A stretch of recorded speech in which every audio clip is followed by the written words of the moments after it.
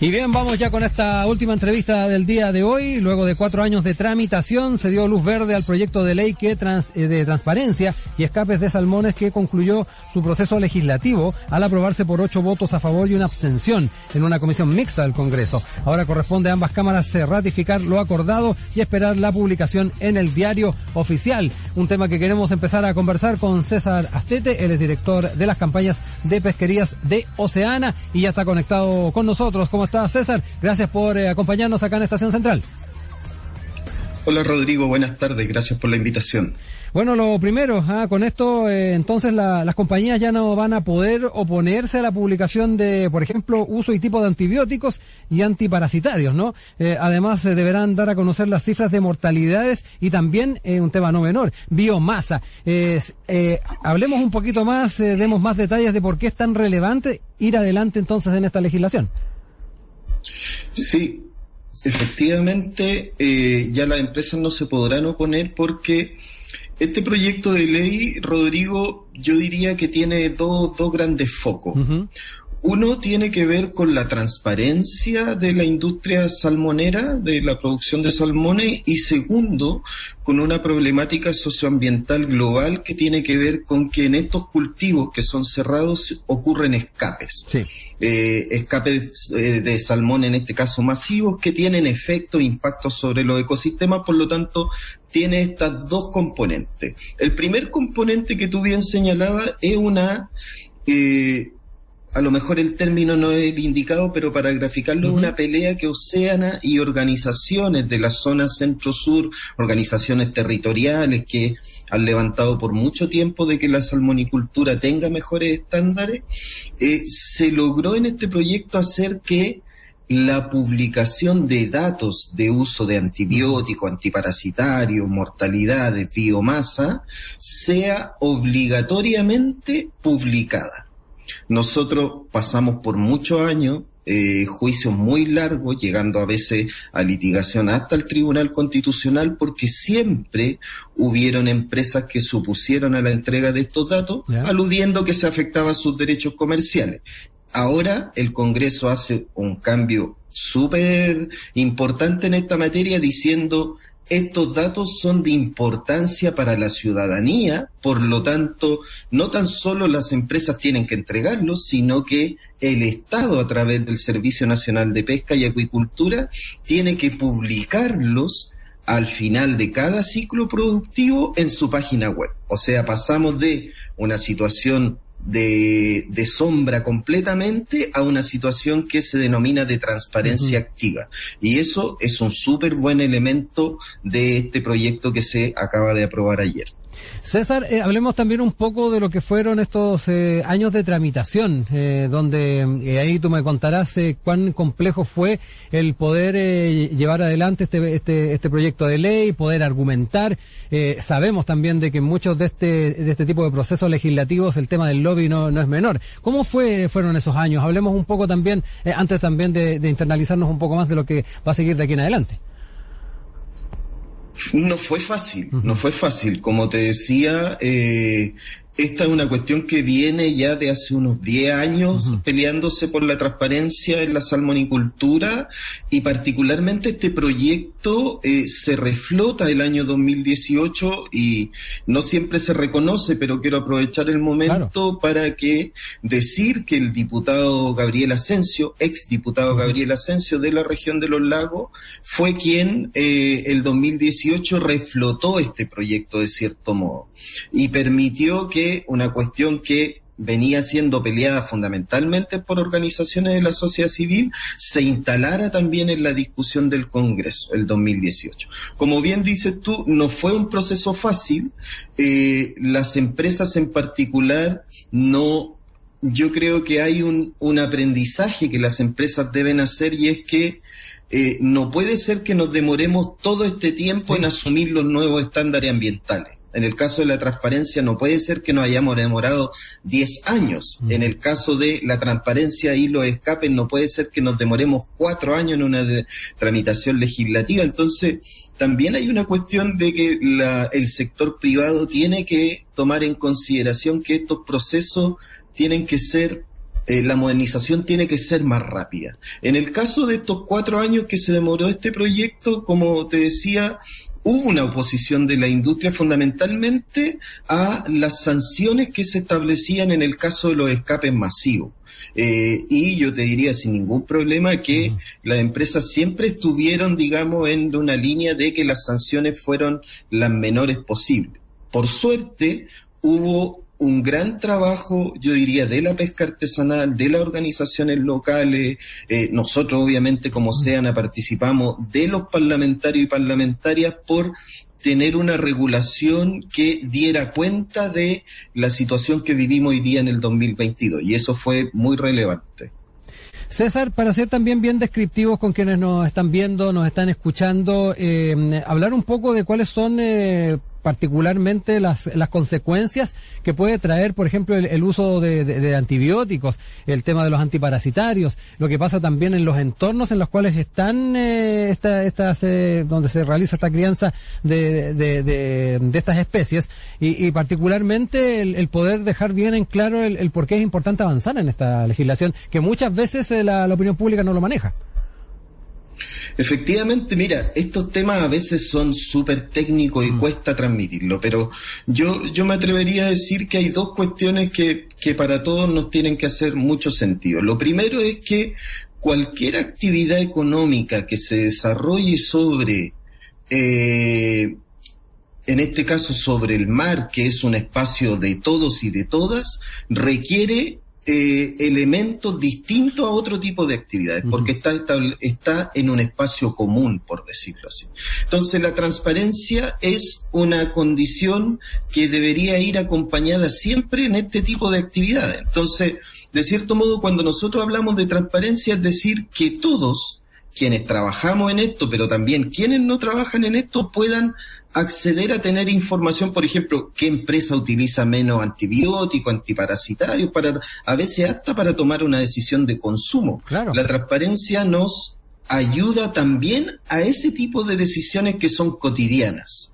Y por otro lado, esta regulación también se hacía cargo de un problema que tiene que ver con que algunos centros de cultivo de salmones, a veces por negligencia en los cuidados de las instalaciones, de la infraestructura, se generan escapes.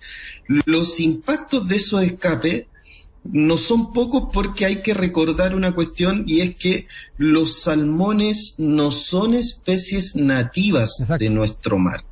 Son especies exóticas, son especies que se introdujeron para generar una actividad económica de cultivo de peces.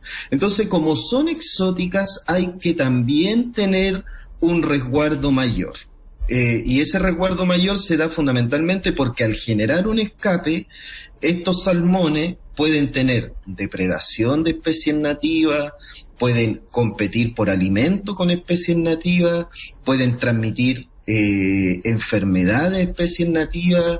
A veces hay algunas especies como la trucha que se han asilvestrado también en la zona sur, pero también generan impactos socioecológicos en términos de a las economías locales, a la pesca artesanal, a las comunidades que viven de otro tipo de actividad. Entonces, por eso es tan relevante que este proyecto se haya hecho cargo de la transparencia, como decía, que tiene efecto en la decisión que toman los ciudadanos y ciudadanas, pero también desde el punto de vista técnico de que las empresas inviertan en prevención, inviertan en seguridad para que no tengamos escapes. Lo que todos queremos es que los salmones se sigan en este caso cultivando en las balsas jaulas y no se generen estos escapes. Exacto, y mencionar también de que se establecen sanciones para cada vez que ocurra también este tipo de escape de salmón. Eso también es importante el reafirmarlo. Y además hay un elemento que esta ley va a permitir que tras un escape de salmones los pescadores artesanales también puedan capturar estos ejemplares. Sí, clave ese punto, Rodrigo, porque dentro del proyecto tenía varios componentes. Uno de los componentes era tener un sistema sancionatorio que fuera fácil de aplicar. En general, y esto es un comentario, digamos, pero en general los sistemas sancionatorios no tienen que ser tan complejos para que la autoridad pueda, en este caso la fiscalización que hace el Servicio Nacional de Pesca o la Superintendencia de Medio Ambiente, pueda operar de forma práctica. Entonces, en este proyecto se hizo un énfasis en que la sanción fuera fácil de aplicar. Por eso nosotros hablábamos salmón escapado, salmón sancionado. Esa es una forma, digamos, muy fácil de simplificar cómo va a operar el sistema sancionatorio. Y por otro lado, se hace una justicia, diría yo, con la pesca artesanal frente a dos situaciones. Primero, la pesca artesanal hoy día, actualmente, sin este proyecto de ley, si desembarcaba en cualquier puerto de la zona sur un salmón, podía ser infraccionado. Pero con este proyecto de ley lo que se dice es, la pesca artesanal, por su especialización en captura, va a poder, cuando hay un escape, va a poder recapturar en un proceso que está normado, donde está la empresa, el Servicio Nacional de Pesca, la pesca artesanal, pero además se elimina la sanción. Eso quiere decir que si un pescador de la región de los lagos va a capturar merluza austral y dentro de los espineles le aparece un salmón, ese salmón lo va a poder desembarcar mediante la acreditación del Servicio Nacional de Pesca y no va a tener una sanción. Entonces, por eso yo hago mucho énfasis en que este es un proyecto que tiene impacto en las organizaciones locales, en la pesca artesanal, mucha colaboración de la ciencia y, de cierto modo, yo creo, y lo digo muy responsablemente, la industria tiene que empezar a avanzar también a la par de quienes están interesados de que tengamos mejores estándares ambientales y vayamos resolviendo estos problemas, porque en este proyecto se fue quedando un poco atrás. Sí, importante eso. Recordemos que estamos conversando con César Astete, director de campañas de pesquerías de Oceana, abordando este proyecto de ley que tiene que ver también con transparencia hacia las salmoneras y además las sanciones que hay por escapes de estos ejemplares. ¿Qué cosas quedan también pendientes por seguir adelante desde la perspectiva legislativa, César? ¿Quedan todavía nudos dando vuelta por particularmente abordar desde una perspectiva normativa? Efectivamente, la actividad es súper dinámica, siempre se van presentando nuevas situaciones, estamos enfrentando un proceso de crisis climática importante, eso requiere que todas las actividades que se desarrollan en el maritorio tengan una evaluación constante porque hay condiciones ambientales que están influyendo de manera drástica en los cambios que tenemos en algunos sectores. Solo en la salmonicultura uno podría mencionar que hay sectores hoy día donde con la baja de oxígeno que hay en el agua es imposible que se desarrolle la actividad salmonera ahí, siempre hay eventos de efecto de algas nocivas, y también hay una discusión muy importante que tiene que ver con que las concesiones de acuicultura que están dentro de áreas marinas protegidas puedan abandonar esas zonas, porque parece cierto una contradicción que por un lado el Estado tenga una valoración enorme de la biodiversidad de esas zonas y por otro lado se está autorizando una actividad industrial que tiene impacto sobre el medio marino. Bueno, todavía queda entonces por llevar adelante. Enhorabuena que se haya podido avanzar, como hemos estado mencionando, César, en torno a esta temática.